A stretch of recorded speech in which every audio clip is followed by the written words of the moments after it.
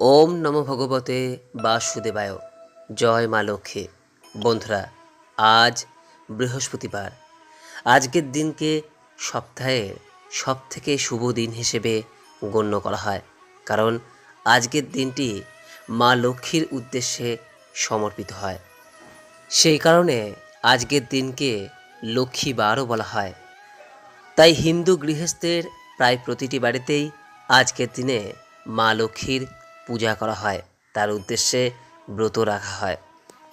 জ্যোতিষশাস্ত্র মতে বৃহস্পতি গ্রহের সুফল পাওয়ার জন্য এবং জন্মকুণ্ডলিতে বৃহস্পতি গ্রহ প্রতিকূল অবস্থায় থাকলে তার প্রতিকারের জন্য বৃহস্পতিবার দিনটি সবথেকে গুরুত্বপূর্ণ দিন। বৃহস্পতি গ্রহকে সৌভাগ্য এবং সাফল্যের গ্রহ হিসেবে গণ্য করা হয়েছে। তাই বৃহস্পতি গ্রহের সুফল পেতে, এই গ্রহকে শক্তিশালী করতে, এই গ্রহের প্রতিকারের জন্য এবং সর্বোপরি মা লক্ষ্মীর আশীর্বাদের জন্য বৃহস্পতিবারের ব্রত করার কথা বলা হয়ে থাকে। বন্ধুরা, এখানে একটি বিষয় আপনাদের বলি যে অনেক সময় আমরা বাড়িতে বৃহস্পতিবার দিন শুধুমাত্র মা লক্ষ্মীর পূজা করে থাকি, কিন্তু এটা কখনোই ঠিক নয়।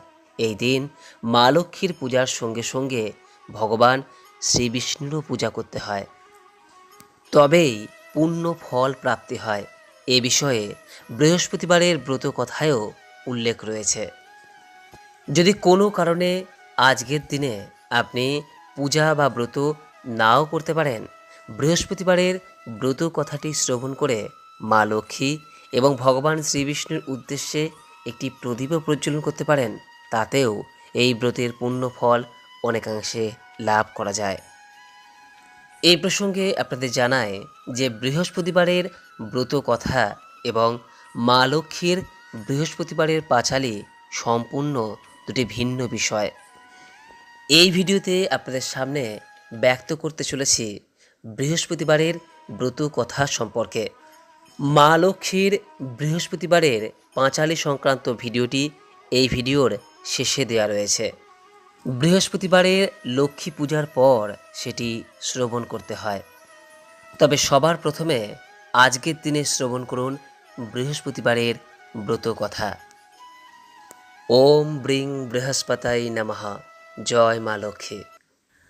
বহুদিন আগের কথা, ভারতবর্ষে একজন পরাক্রমী এবং দানশীল রাজা রাজত্ব করতেন। দেব দ্বিজে তার খুবই ভক্তি ছিল।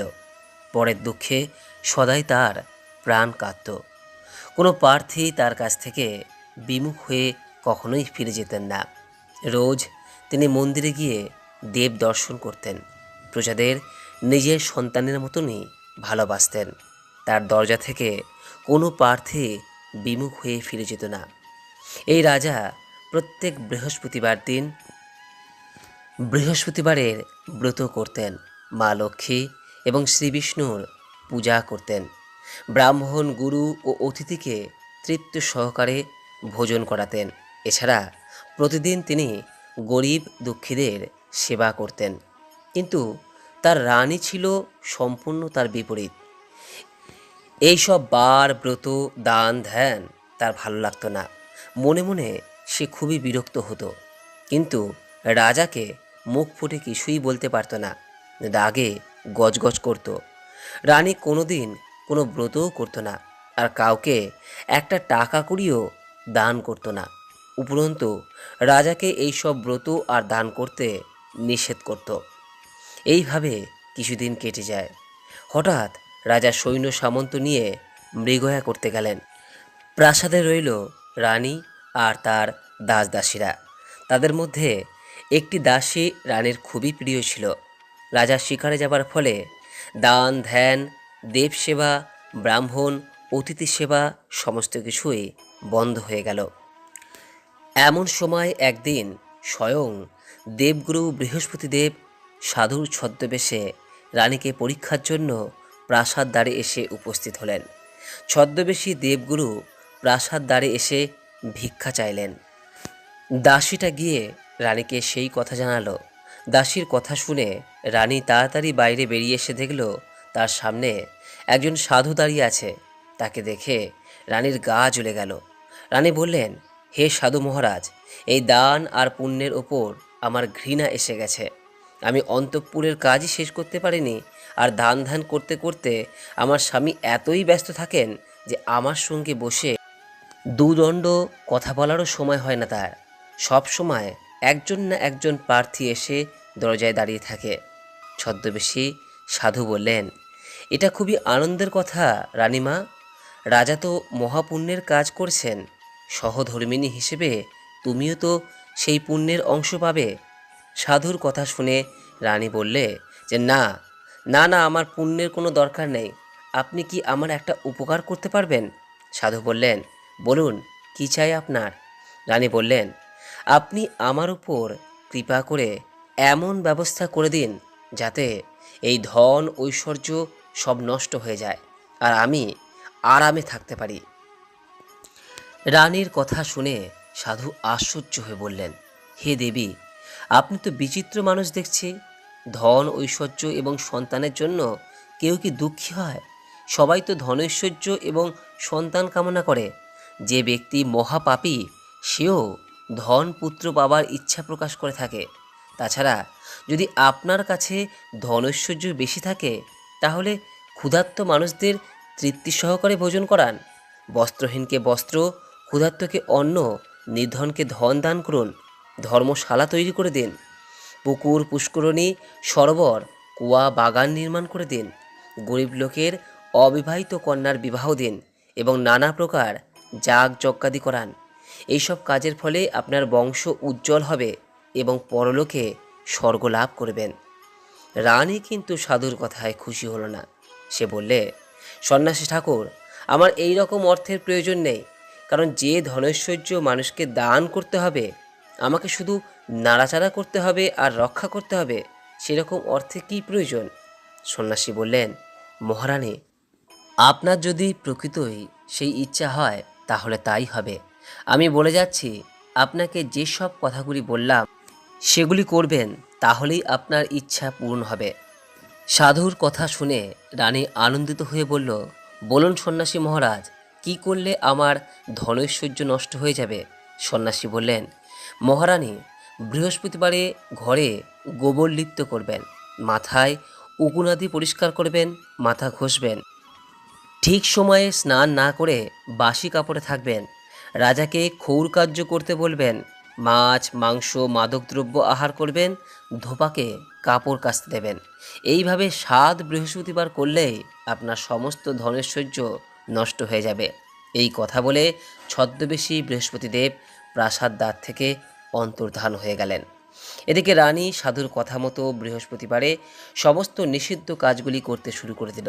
7 বৃহস্পতিবারও অপেক্ষা করতে হলো না। 3 বৃহস্পতিবারের মধ্যেই রাজার ধনৈশ্বর্য সব নষ্ট হয়ে গেল। অবশেষে এমন অবস্থা হলো যে রাজা রানীর আহার জোটে না।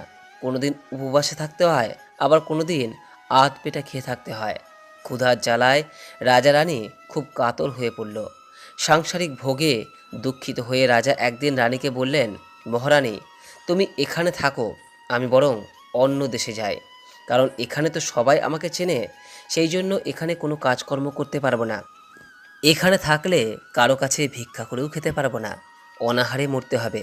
তার চেয়ে তুমি এখানে থাকো, আমি অন্য দেশে যাচ্ছি। এই বলে রাজা চলে গেলেন। রাজ্য ছেড়ে রাজা চলে গেলেন বহু দূরে।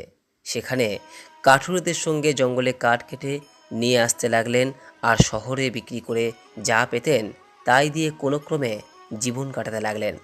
এদিকে রানী অন্তঃপুরে দুঃখের জ্বালায় জ্বলতে লাগলো। সমস্ত দাস দাসীরা অন্তঃপুর ছেড়ে চলে গেল। শুধুমাত্র রানীর প্রিয় দাসীটি রইল রানীর কাছে। রানী যেদিন কিছু জোগাড় করতে পারত সেই দিন দুজনে ভাগ করে তাই খেত, আর যেদিন কিছু পেত না সেদিন উপবাস থাকত। কোনো দিন আবার শুধু জল খেয়েই তাদের দিন কাটতে লাগলো। অবশেষে এমন অবস্থা হলো, রানী আর দাসীর 7 দিন শুধু জল ছাড়া আর কিছুই জুটল না। ক্ষুধার জ্বালায় তারা ছটফট করতে লাগলো। শেষ পর্যন্ত রানী ক্ষুধার জ্বালা সহ্য করতে না পেরে দাসীকে বললে, পাশের শহরে আমার বোন থাকে, সে বেশ ধনবতী, তার প্রচুর ধনৈশ্বর্য আছে, তুই তার কাছে যা আর তার কাছ থেকে কিছু চাল ডাল চেয়ে নিয়ে আয়, তাতে কিছুদিন অন্তত চলবে। রানীর আদেশ পেয়ে দাসী গেল রানীর বোনের কাছে। রানীর বোন সেই সময় বৃহস্পতিবারের ব্রত পূজা করছিল, কারণ সেদিনটি ছিল বৃহস্পতিবার। দাসী তার কাছে কিছু চাল ডাল চাইল। রানীর বোন কিন্তু কোনো উত্তর দিল না। দাসী বারবার তাকে চাইতে লাগলো, কিন্তু রানীর বোন কোনো উত্তর দিল না, কারণ সে তখন বৃহস্পতিবারের ব্রত কথা শুনছিল এক মনে। রানীর বোন কোনো উত্তর দিল না দেখে দাসী অত্যন্ত দুঃখিত হয়ে গেল। সে রাগ করে ফিরে এলো রানীর কাছে। রানীর কাছে এসে দাসী বললে, রানীমা, আপনার বোন খুবই অহংকারী। সে আমাদের মতো গরিব মানুষদের সঙ্গে কথাও বলে না। আমি তাকে বারবার কিছু চাল ডাল চাইলাম, কিন্তু সে কোনো উত্তর দিলে না, তাই আমি রাগ করে চলে এসেছি। দাসীর কথা শুনে রানী বললে, দাসী, এতে তোর কোনো দোষ নেই। যখন মানুষের দুঃখের সময় আসে তখন কেউ তাকে সাহায্য করতে এগিয়ে আসে না। ভালো এবং মন্দ সময়ের কথা বাতাসে রটে যায়। ভগবানের যা ইচ্ছা তাই হবে। এই সময় আমার ভাগ্যের দোষ। দাসীর সঙ্গে রানী যখন কথা বলছে, এমন সময় তারা দেখল রানীর বোনের দাসী আসছে, তার পেছনেই আসছে তার বোন, অর্থাৎ রানীর বোন। বললে, ভগ্নী, দুঃখ করো না। তোমার দাসী যখন আমার কাছে গিয়েছিল তখন আমি ব্রত করছিলাম, সেই জন্য কথা বলতে পারিনি। তারপর রানীর বোন রানীকে বলল, ভগ্নী, তোমার দাসী কী জন্য আমার কাছে গিয়েছিল? রানী বলল, বোন, আমার কাছে চাল ডাল ছিল না, সেই জন্য আমি কিছু চাল ডালের জন্য দাসীকে তোমার কাছে পাঠিয়েছিলাম। আমি এখন খুবই কষ্টের মধ্যে দিন কাটাচ্ছি। এই কথা শুনে রানীর বোন বলল, ভগ্নী, মা লক্ষ্মী এবং শ্রী নারায়ণ সকলের মনস্কামনা পূরণ করেন। যাও, দেখো গিয়ে, নিশ্চয়ই তোমার ঘরে চাল ডাল তরি তরকারি আছে। বোনের কথা শুনে রানী ঘরে গিয়ে দেখে সত্যি চাল ডাল আনাজ তরকারি ভর্তি আছে। তাই দেখে রানী আর দাসী তো খুবই খুশি হলো। দাসী বললে, রানীমা, যদি এই রকম পাওয়া যায় তাহলে আমি রোজই ব্রত করতে রাজি আছি। আপনি এই ব্রতের নিয়ম জেনে নিন, তাহলে আমিও এই ব্রত করব। দাসীর কথা শুনে রানী বলল, ভগ্নী, এই ব্রতের কী কী নিয়ম আমাকে বলো, আর কিভাবে ব্রত করতে হয় বলো। রানীর বোন বললে, এই ব্রতে বৃহস্পতিবারে কলা গাছের গোড়ায় জল নিবেদন করতে হয় এবং প্রদীপ জ্বালাতে হয়। তারপর শ্রী বিষ্ণু এবং মা লক্ষ্মীর পূজা করতে হয়। ব্রত সম্পূর্ণ হওয়ার পর ব্রত কথা শ্রবণ করে প্রসাদ গ্রহণ করতে হয়। এইভাবে ব্রত করলে দেবগুরু বৃহস্পতি, শ্রী নারায়ণ এবং মা লক্ষ্মী প্রসন্ন হন। ব্রতকারীর সকল মনোবাসনা পূরণ হয়। বোনের কথা শুনে রানী আর দাসী এই ব্রত করার ইচ্ছা করল। তারা প্রত্যেক বৃহস্পতিবার ভক্তি সহকারে ব্রত করতে লাগলো। যথা নিয়মে তারা শ্রী বিষ্ণু ও মা লক্ষ্মীর পূজা করল। তাদের ব্রতের ফলে ভগবান প্রসন্ন হলেন এবং একটা সময় পর তাদের সমস্ত কিছুই ফিরিয়ে দিলেন। অর্থ, ধন, সম্পত্তি সমস্ত কিছুই ফিরে পাওয়ার পর রানী আবারও ব্রতে অবহেলা করতে লাগলো। তাই দেখে দাসী বলল, দেখুন রানীমা, আপনি আগে অবজ্ঞা করেছিলেন বলেই আপনার দুঃখের সীমা ছিল না। আবার ব্রত করার ফলে আপনি আজ সমস্ত ধন ঐশ্বর্য ফিরে পেয়েছেন। অনেক কষ্টের পর আবার আপনি ভগবানের কৃপা লাভ করেছেন। তাই বলছি, ভক্তি ভরে ব্রত করুন। দাসীর কথা শুনে রানী আবার ভক্তি ভরে ব্রত করতে লাগলো। গরিব দুঃখীদের দান ধ্যান করতে লাগলো। আর তার ফলে একদিকে যেমন রানীর ধনৈশ্বর্য বাড়তে লাগলো, অপরদিকে তার সুনাম চারিদিকে ছড়িয়ে পড়ল। রাজ্যে ফিরে এসে রাজা দেখলেন তার রাজ্যে আবার শান্তি ফিরে এসেছে। দুঃখ দুর্দশার শেষ হয়েছে। রাজা ও রানী এবার থেকে দুজনায় ভক্তি সহকারে বৃহস্পতিবারের ব্রত করতে শুরু করলো। ভগবানের কৃপায় রাজা আবার আগের মতোই আনন্দিত হয়ে রাজ্য শাসন করতে লাগলেন। আশা করি দর্শক বন্ধুরা বৃহস্পতিবারের এই ব্রত কথাটি শ্রবণ করে আপনাদের ভালো লেগেছে। মা লক্ষ্মীর বৃহস্পতিবারের পাঁচালী সংক্রান্ত ভিডিওটি উপরে আই বাটনে দেওয়া রয়েছে, প্রয়োজন বোধ হলে দেখে নেবেন। সকলেই ভালো থাকুন, সুস্থ থাকুন এই কামনা করে আজকের মতো ভিডিওটি এখানেই শেষ করলাম। নমস্কার, ধন্যবাদ। ঈশ্বর আপনার মঙ্গল করুক। ওম ব্রিং বৃহস্পতৈ নমঃ। জয় মা লক্ষ্মী।